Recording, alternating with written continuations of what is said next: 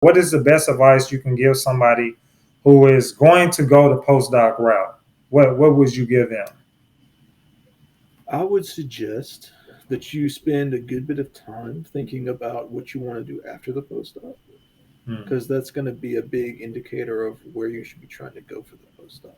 mm, So, if you want to go into academics, while some people are exceptions, for the most part, you kind of have to go to a big name school and you kind of have to work for somebody with a big name if you want to be a professor, especially at an R1. What's up, everybody?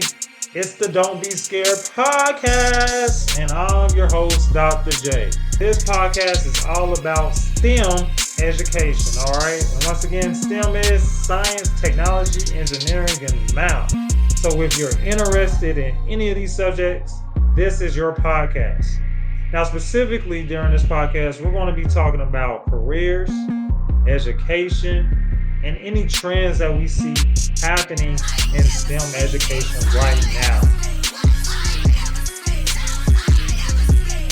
Hey everybody, this is Dr. J, and we're back with another interview at the Don't Be Scared podcast. And once again, this podcast is all about highlighting STEM leaders in our field. And today we got a very special guest. We have Dr. Drew Hood, all right? And once again, Drew is a very, very smart person. Dr. Hood definitely has taught me a lot of different things. We were actually lab mates in the same lab. So today we're really just going to dive in and see just about his journey and see what we can learn from him today. So Drew, how you doing today, man? I'm pretty good, man. How are you doing? I'm doing good. I'm doing good. So one thing that I would just like everybody to know is what's your background? You actually have an interesting background. Start Yeah, off as yeah, math, right? Did you start in math and then you kind of transition? Can you explain more about that?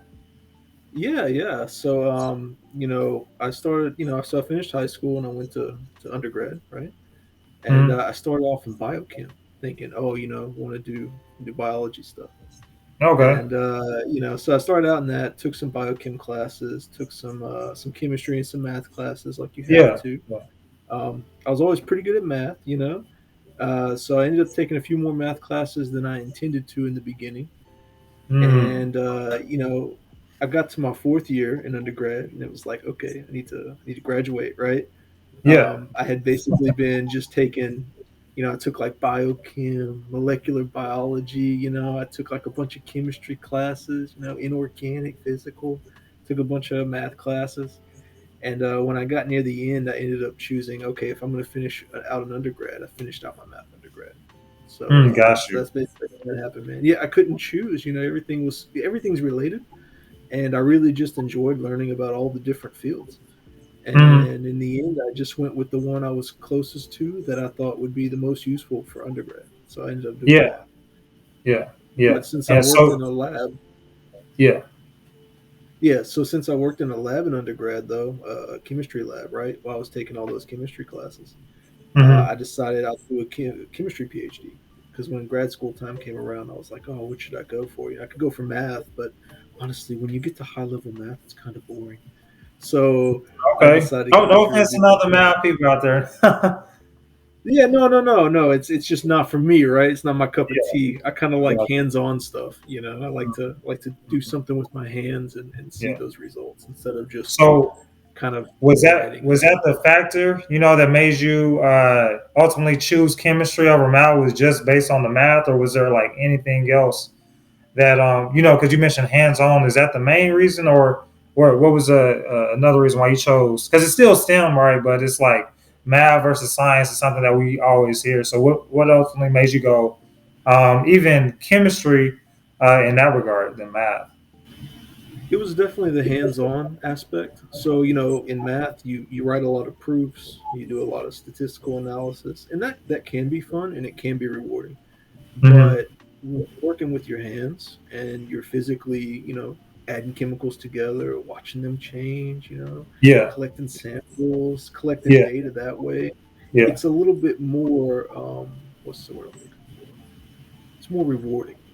It's a Mm. little bit like the difference between writing a book and building a desk. there's like a physical thing there, and it's more rewarding in that regard for me Got personally. Anyway. yeah. Yeah. So you like to that whole feel of it better than just that mouse side. And yeah, I definitely get that. Two different Mhm. two different types of areas to look at, if that makes sense. Right. Yeah. They're both So good. They're just yeah, better for certain people. yeah, Yeah. no, exactly. And in your case, you liked chemistry. So when you got to grad school, right? Your background, you was kind of feeling biochem, but as I know, but I'm pretty sure you're going to tell the audience, like you ended up in inorganic chemistry.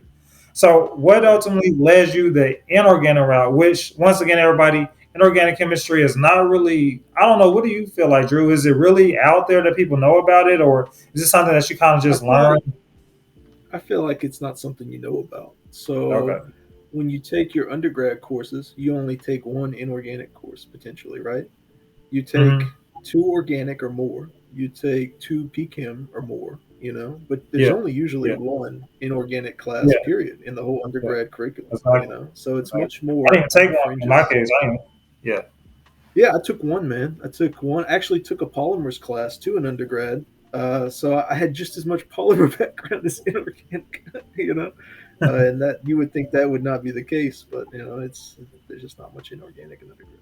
Yeah. But for me, so when I came in, actually, the department was trying to get me to go PChem because I had the math background, right? And that Mm. would have been nice. They actually had one guy who was doing laser stuff, and that would have been kind of cool too. Yeah. Still kind of hands on, and collecting data. But when I started interviewing people and I started kind of seeing what labs were doing, I ended up meeting George, our advisor, right? Mm. And he was just such a great. He had a great personality, right? Oh And yeah. the Yeah. lab looked interesting. The chemistry seemed a little bit more. Um, what's the word I'm looking for? Interactive, I guess is what I'm trying to say. It seemed Mm. like there was Okay. more potential there for who knows what could happen, and Yeah. less, oh, we're Yeah. just cookie cutter out. We'll see what, we know where we're going, we know what we're going to Yeah. collect. I Yeah. felt like there was more inspiration or wonder behind the stuff that, was going on in that lab, me Mm. personally, anyway. Okay. And so that really drew me to it because I was like, oh, well, who knows what kind of crazy stuff we could find Exactly. because the laser Exactly. thing was real straightforward. It was you're going to collect data. Here are the numbers. This is what the numbers mean. Whereas I feel like in the inorganic lab, at least George's lab, it was much more of a journey. Like, oh, we don't know where we're going. we'll see what we find. You're right about that. It was a A journey. little bit more. Yeah, it was a journey, man. And for me, that was kind of what I always liked about science was not really knowing, the destination. You start learning stuff, and you never know where it's going to take you. And that's what I Mm. liked about George's lab, and that's kind of why I went with that. Yeah. Yeah. And Drew, can you you don't have to get too technical, I guess, but can you just give a quick summary of the research you were particularly doing when you were in graduate school? Yeah, sure. I could even give some of my postdoc work too, if you want. Yeah. Yeah. Yeah. But For in sure. graduate school, yeah, in graduate school, we were working on a reaction called hydroformylation. And Hmm. so it takes olefins or alkenes, which are oil field products, right? And it converts them into aldehydes. And the aldehydes are really just intermediates that they use to make all kinds of other things. So it's something called a bulk chemical. So it's something they make on a large scale as an intermediate to make other useful chemicals. Mm. The main things that they make out of the aldehydes are alcohols, carboxylic acids, and occasionally they'll use the aldehydes to make fragrances or flavorings as well. Okay. And the alcohols and the carboxylic acids are mainly used to make plasticizers and potentially plastics themselves or machining oil. And so it's really just a bulk chemical that they use for everything. Yeah. What we were interested in is making a new catalyst for it so that you could make the aldehydes either under lower pressure, under lower temperature. You can make them faster, or maybe you could Mhm. just turn over some that were kind of difficult to react with the current technology, right? Yeah. And so to do that, we got to work with these batch reactors, which were real cool. These Paul reactors. We got to use air-free techniques on shrink lines and glove boxes. Got to work with organometallic complexes, and that's Crazy these stuff. complexes that have yeah. It has a metal, and then it has all these organic things attached to it, right? And so Yeah. the metal kind of brings the organic stuff together and makes something cool happen, and then out you get something new, right? And Mm. yeah, it was really cool, man, really cool. And we ended up publishing on it. We ended up coming up with a new cobalt technology. It's got patent, right? Yeah. Ryan's on the Yeah. patent too. Yeah. And yeah, no, it was quite the journey, man. We had a blast doing it. I felt like we learned a lot, and we got to experience a lot of cool ups and downs, that Yeah. not everybody gets, but I think a lot of people can relate to that. Yeah. Yeah. And especially, yeah, especially when you say just journey, man, it's just, yeah, your research, it is a journey. Like how you look at it, Mhm. right? Because it's like, in our case, our advisor, it had been a process of like, that project was like, you had two or three other people working on it, but they had their own journey, and then eventually to where then you take over, then it's another journey, to where it just continues to go. Even now, I mean, the research is still being Mhm. looked at, to where people still Yeah. looking at the paper in that regards, and it's still being continued. So, and that's the thing about research; it's like a legacy in a way, right? To where it's like you're Oh yeah. just researching over on a certain subject, but you're giving back to the community in that type of regard. So yeah, it's crazy how research can be applied, right? Um, Right. and then speaking of that, right? So you ended up in grad school, and then can you explain, I guess, the process of um, after grad school and in that whole world, like, because people usually think like you get your PhD and then that's it, but there's a whole thing called postdoc, right? So Yep. can you tell the people like what is a postdoc first off, and then what exactly does that mean to be a postdoc? Yeah, sure. No, I'd be happy to. Yeah, so whenever I finished grad school, after I got my PhD, me and Ryan graduated together, and I actually had an offer for an industrial job in Texas, but it was for a smaller company, and it wasn't quite where I wanted to live, Mm, and it was really just continuing to work on hydroformylation, right? yeah, yeah, So I was looking, as a scientist, as somebody who likes adventure, I was wanting to do something different, right? yeah, And so I ended up passing on that opportunity, and I ended up doing the postdoc instead.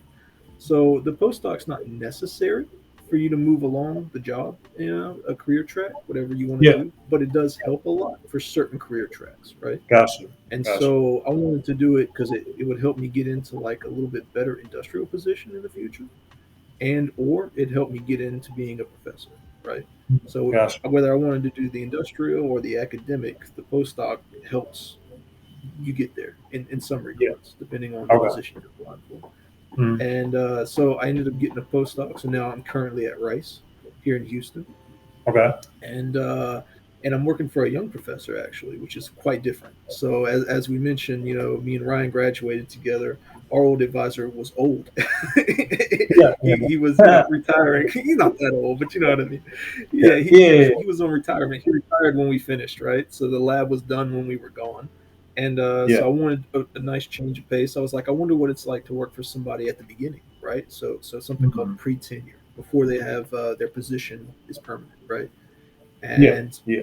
so I went to go work for him. He was only in his second year when I joined, and so I joined the group, you know, hoping to build up my resume for that next position, hoping to gain some new experiences working at a different university for a young professor, working in a different Yeah. area of chemistry. Hmm. And so it's really been quite the experience, man. So I started up the postdoc. I work on photocatalysis now mainly. Okay. That is some nickel photocatalysis where you combined, it's called aerylation, where you kind of basically put an alkyl group onto an aromatic Okay. Gotcha. substitute. And Hmm. so it's quite interesting. It's different, a lot different than hydroformylation. Yeah. Um, but aside from that, I've had to spend a whole lot of time helping set up the lab, and so Okay. it's been a whole Okay. nother experience. Yeah. Yeah, And, so the and lab talk had two talk about that two as far as. because you said setting up lab, and in grad school we kind of have to do this, but is it different? I guess for a postdoc setting up lab, and you're like, how's that responsibility, right? To where it's like postdoc, and then how you work with graduate students. How was that? Because you had to set up your lab. So what was that process like? Right. Yeah, it's much different, man. So Mm, the professor's still not in the lab. Like when we were grad students, George was never in the lab. We just went into the lab and we were trained by other grad students, right? Well, since this lab is so young, there are no senior grad students. There are only me and there mm, were two other postdocs. They both have left and moved on to other okay. jobs at this point because they started a year before me, so they've already finished out their contract. And basically, I'm the senior person in the lab, aside from the professor, right? I'm the most senior person. Okay. And so, unless the Yeah. Yeah. professor trained them how to do something, I got to be the one training them how to do something. And like you said, there's Yep. definitely a different layer of responsibility. Whenever you're a grad student, no one expects you to know anything, until you get to be a more senior grad student. And certainly no one expects you to be the one responsible to set things up. But when you're Mm, starting out as the postdoc, it's like, oh, no, no, you should know how to do things. I'm leaning on you to get things done. And so, like for example, the group I'm in now has two GCs and an LCMS, right? When I joined, none of it was set up at all. Not none of the instruments were working. None of them were calibrated. None of them nothing, man. yeah. And so it Yeah. was up to me to step in and go, all right, well, let me crack my knuckles and get in on this. And now they're all working. Like I've got them all up and running. In fact, I've even one of the students. She has a project with some asymmetric work that I have the LCMS set up for her. Mm, Helped several other ones with their smaller projects with the GCs and stuff. yeah. So it's definitely on you to help get everybody else where they need to be with their projects, right? With the Yeah. stuff they're working on. Very Yeah, true. and they do Very come to true. you constantly, like, "Oh, what do you suggest about this? What do you suggest about that?" Yeah. So you really have to, yeah, you get tested a lot. It's like, "Oh, do you know what you're talking about?" No, yeah, you Like, have to. so Yeah. you got to pull on that experience from grad school to really help people out. Yeah. Yeah. And no, and that's very true because it's like you're like teaching, mentoring in a way, right? To the next Oh, graduate student definitely, trying to yeah, figure yeah, it out. right. And I enjoy that, honestly, Ryan. Like, I go to them constantly and ask how the things are going. Have you tried this? Have you tried that? Yeah. Just trying to help. It helps so much just having somebody to talk to about your research and to speak about, to talk through it out loud, is I guess what I'm trying to say. Exactly. Exactly. Um, I know for Exactly. me and you, back when we were grad students, that was one of the key things that helped. You work through problems just talking about it with somebody else, Yeah. bouncing ideas off of them. And Just having somebody else give you the ear to be like, oh no, I think that's good, I think that's bad. mhm, yeah. And I definitely agree because some things that usually, what I always like to tell people is like, we undervalue how much collaboration there is in chemistry. I personally feel like, right? Just how you mentioned, like we were constantly talking, communicating, collaborating in some type of form on our projects that we had. And it's like people downplay the collaboration effort that's happening in lab. Think about all these papers that we constantly see published. Can you remember last time you seen a big name paper without 20 people on there, right? Or at least five or something like that? I've never seen a paper with just At least one a name on few. there. Yeah. So it's Yeah, it like doesn't that's happen very often. exactly, exactly. So I definitely feel like if you're going into this world, I feel like people should be definitely open to collaborate. And unfortunately, I feel like they don't learn that until you actually start doing research, right? Because in lecture, it's not Right. really that type of form, but definitely, as you see, collaboration is going to be a key thing. Hmm. Yeah. So Yeah. Drew, you have a variety of different math degree, inorganic, and then photocatalyst. Like who exactly is your inspiration? Like who inspired you to even want to pursue this whole field? Honestly, man, I can't really say anybody in particular, right? Like, I had some really good teachers in high school actually. I took like Mm. AP chemistry and I took Okay. calculus for math Okay. and stuff, and I had some really good teachers in high school that got me interested, right? Mm. Because they were good Yeah. at teaching the subject. And then Mm. when I got to college, just getting that hands-on experience with a lot of stuff Yeah. really made me realize, oh, I actually really like this. This is fun. Yeah. You know, it's something I don't mind waking up and going to do every day. Like I don't dread going to work, so I can't complain. Yeah. You know, Yeah. It's true. so to me, that's a win, man. You know. Yeah. Yeah. And that's a good thing. I feel like definitely always enjoy what you do. Like if you're not enjoying what you're doing, then I always tell people consider something else. I mean, because you don't necessarily have to do that. Um, Right. Right. so my question to you, Drew, is so you explained postdoc. What is something like someone who is considering a postdoc, right?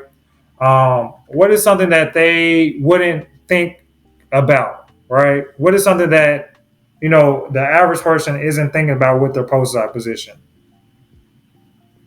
Most people, I think, are not thinking about the timelines. That's one thing I think Mm, that people don't consider enough of. So you join. It's normally a 2 year contract. If you can get more funding, it could turn into longer, right? 3, 4, mm. 5 years.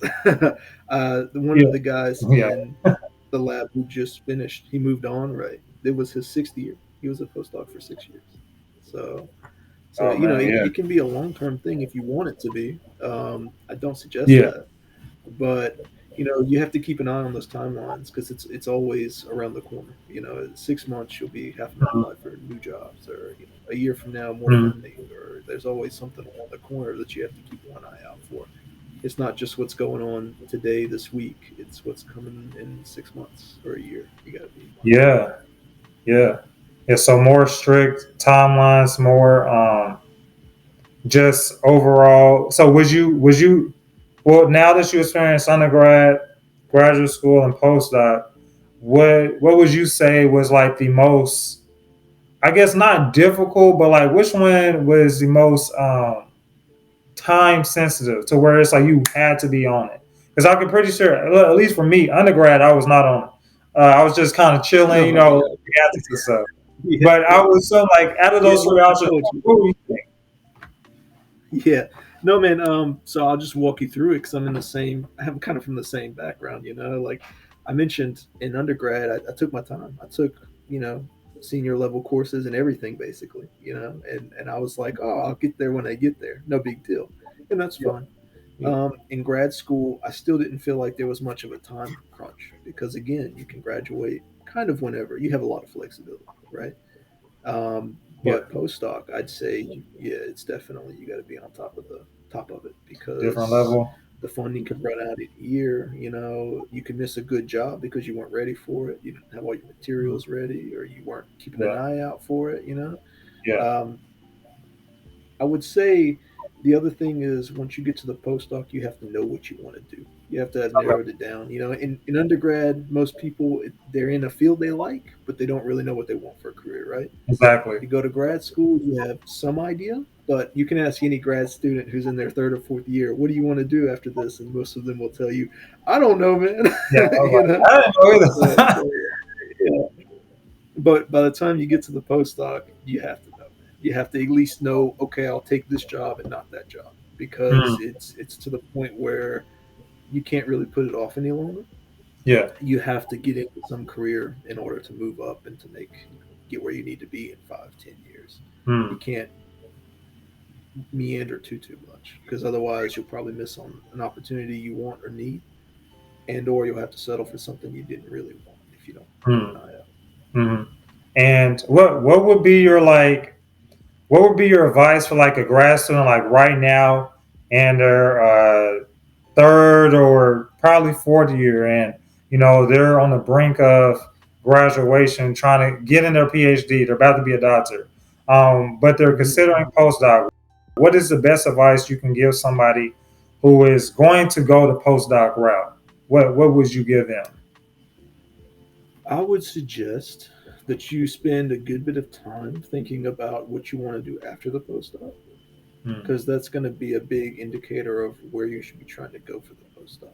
mm, So, if you want to go into academics, while some people are exceptions, for the most part, you kind of have to go to a big name school and you kind of have to work for somebody with a big name if you want to be a professor, especially at an R1, or even mm. an R2. Okay, so So, however, real fast, Drew. Can you explain to the people what exactly a R1, R2, and R3 is, just in case they don't know? yeah, no, of course. Yeah, so an R1 and an R2 are distinctions made by Carnegie Mellon, and basically they're just levels of research output. So the highest level is an R1, and that's going to be most of your big state schools. That's going to be Harvard, MIT, Caltech, Princeton, those places. Mm, And then R2 is the level below that, where they still offer PhDs and they still have a lot of research, but they probably don't quite have as many papers coming out. Their mm, faculty and their departments are slightly smaller, and that's going to be, your smaller state schools and a couple of more private schools that are a little bit on the smaller side, like University of Rhode Island, like Texas. I think Texas has a few too, but yeah, you'd have to look. They have a whole list online you can actually find, and okay. then the Okay. R Cool. three are the ones below that. Now, Okay. those are all places that offer PhDs. And if you want to go, they have PUIs, which are primarily undergraduate institutions, which are places that really only offer undergraduate, sometimes master's degrees. So that's kind of the Okay. distinctions there. Okay. Okay. Cool. Okay. Okay. Yeah. Yeah. So if Yeah. you want to Yeah. be at one of those R1, Yeah. you kind of have to come from a big name lab. That's just kind of how it works. You can, if you don't believe me, go look at all the people who are professors at these R1s. You won't find too many that aren't from a big school or a big name lab. That's just how it Yeah. works. Now, if Yeah. you're interested in other careers like teaching and other things, then you have other opportunities that you might want to Mm, consider, like mm, being a visiting professor or being a teaching postdoc. They actually do have a yeah. few of those too. Yeah. And I guess that's where I could say that's the type of route I went. I went to visiting professor route, and then Hmm. ended up in like that. So yeah, and then that's the crazy thing about this. So many, when you only think about grad school and then you think PhD and you think that's it. That's not it because it's like it's so many avenues that you could take out of this. It's kind of it's good. It's a good thing, but then it's also it can be overwhelming if you're not, as you said, focused or whatever you're trying to do, right? Yeah, you just need to decide. You need to sit down and really think about it before you're fumbling trying to get everything together so that you can get on Mm. track. You know, Yeah, and it's never too late to change either. I'll say that as well. Like yeah, my wife's a teacher. She works with some people who were in industry for years, and then they decided the hustle and bustle wasn't worth it anymore, and they decided that they'd go be high school teachers now. So that's one of the beauties of science. Like you said, you have so many options, and rarely are you pigeonholed. You can almost always shift gears a little bit. Not yeah, everything's available to you, but you definitely have options at any given time to say, oh, well, you yeah, know what, I feel like trying something different. So, yeah, yeah. Exactly. And and trying something different, doing something new, is something that I always am preaching. Not to be scared. Go out there and do whatever you have to do. Right. So, hmm but what is a moment in your time that you can probably say, all right, you had to take a chance on yourself, right? When's a moment that you can look back and say, all right, that moment was, I'm glad I decided to be brave in that moment, and because it's really benefited me. Do you have a moment like that in your STEM career? actually, I do. Yeah. Whenever we finished grad school, right? So going to grad school first, well, you got to take a little bit of a chance on yourself because Yeah. there are times when it might not pan out as well as you want, but you take Yes. that chance on yourself to invest that time. Well, then, whenever we finished, like I had mentioned, I had that job offer at the industrial job, right? Well, Yeah. I didn't have an offer in hand from anything else at that moment. Mm. And so I decided to bet on myself. And I said, you know what? I think I can do better. I can get into a position that will help me in the long run more. And Yeah. so I passed on that job even though it was there. Yeah. And it took me a little bit of time, probably another 6 months or so to get the other job. Yeah. But in the end, it was worth it because now I'm working at a fancier university in a lab that I Yeah. think will open up more opportunities for me versus if I would have gone the other route.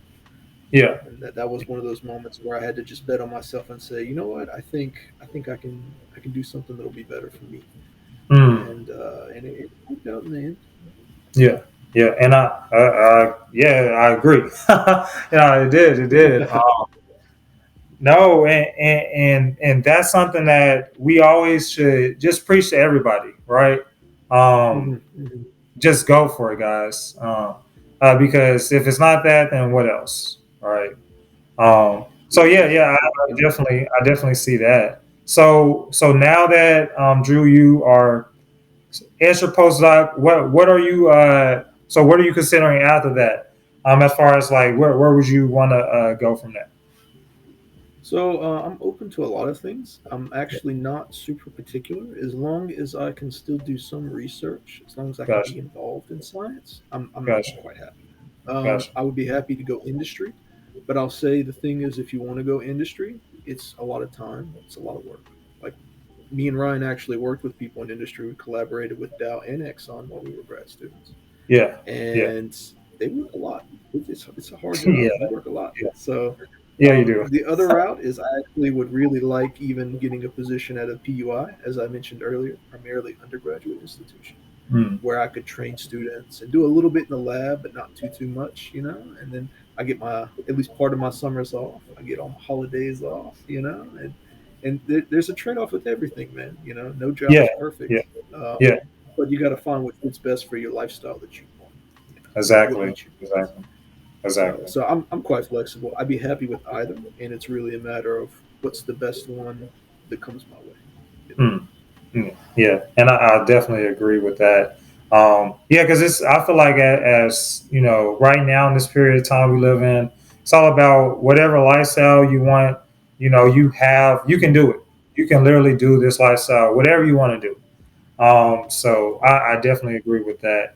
And then I guess what is the best advice you can give to somebody who's in the high school right now, trying to go this route? What is something that like what would you tell yourself when you were in high school? What would you give your advice to? What would you tell them? Yeah, my advice to myself would be so I'd look out for two things. One, just take all your classes, find what you like. So you got to like what you do. If you don't like what you do, then it's going to be terrible, right? No one wants to go to a job they hate. So make sure it's something you For like. Um, yeah, I will warn you that there's a lot more writing in science than you think. I've had to help write quite a few grants. So there's more writing than you'd expect, but the science is fun. yeah, The other thing I would say is if you go into a scientific field, you do have to be realistic about job opportunities. And mm, so I do a little bit of research, ask around, make sure you're in the hot area, right? The hot topic, whatever mm, that may be. Make sure mm, you're in the right area so that whenever your time comes around, the jobs will be there and you won't be specialized in a field that there really aren't too many opportunities. Because that mm, can happen if you're not careful. yeah. So those are my two bits of Mm, advice. mm. And good advice, everybody. Definitely good advice. So everybody take notes with that one. But I gotta say thank you, Dr. Hood, thank you, Drew, for just coming in today and giving us your knowledge, man. Definitely appreciate it. It was definitely worth it. Do you have anything that you would like to just say to our audience to end with? I would just say if you're thinking about getting involved in science, then get involved. Yeah. Honestly, I think science is one of the best things you can do for a career. One of the things I love most about being a scientist, sure, I love working in the lab. I love the flexibility that comes with a lot of the positions. The money's not bad. But you know what else? I feel like I'm helping, as you were saying earlier, build technology, build Mm, a future. I'm helping yeah. contribute to something that's going to be a legacy for all of time, right? I mean, like we Yeah. still use Yeah. stuff that people invented 1,000 years ago, 2,000 years ago. Yeah. So, Yeah. I really take a lot of pride in the fact that I'm helping contribute Yeah. to make the world a better place one day, even Yeah. if it's only a small amount. It still Mm, counts. So, yeah. Yeah. Well, thank you so much. Everybody, let's give it up for Dr. Hood. And this is our episode of Don't Be Scared, the podcast. Now, once again, you want to make sure that you hit that subscribe button and follow us for the latest episodes on our podcast. If you enjoyed this episode, make sure to leave a review as well as comment below what do you want to hear us talk about next. At the end of the day, everybody, we're just here to help. We want to spread our vision of increasing STEM participation from underrepresented communities